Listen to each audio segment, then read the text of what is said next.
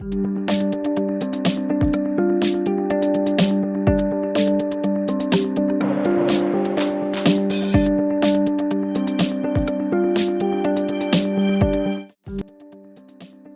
there is a very solid technical base underpinning everything that comes next. And what comes next, of course, is the part that every exploration investor is really waiting for.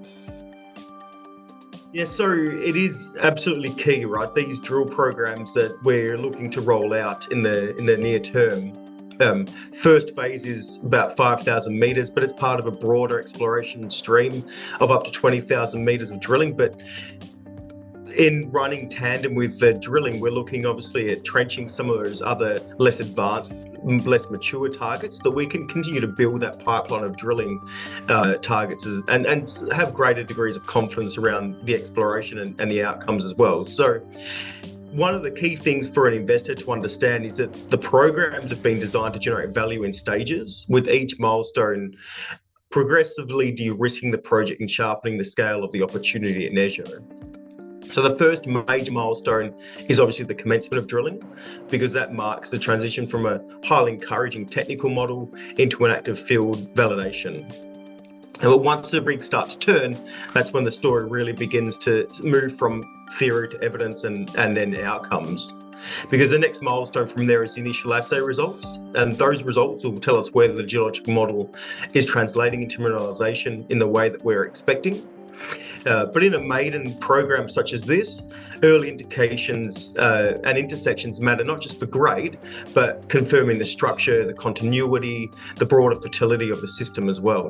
So if those first holes validate what we've seen in the data and the targeting work, then obviously we've materially increased the confidence and we can start to progress far quicker and knowing with a greater degree of confidence what those results will look like as well. Now, beyond that, investors should be watching for repeatability across multiple targets. So we're not just testing a single isolated prospect here. We're drilling across Guji, Comto 1, Comto 2. In aggregation, as I mentioned, that makes up more than 9 kilometres of a structural strike corridor, and it still remains open in both directions. So success at one target has potential to elevate the broader system and reinforce a view that it could be a much larger opportunity than just a one-off result. Finally, one of the most important value markers for shareholders and investors looking into Askari is whether the early results justify moving from that maiden 5,000 metre campaign into the much larger phased program of up to 20,000 metres over time. And that's really where the bigger picture will start to take shape. So the key milestones are drilling commencement, first assays, confirmation of that geological model, evidence of continuity across those targets on that same structural strike, and the potential to scale the program progressively and aggressively, I should say, from there. And if all those pieces do come together, then investors could be looking at the emergence of a high quality, high impact gold and exploration story.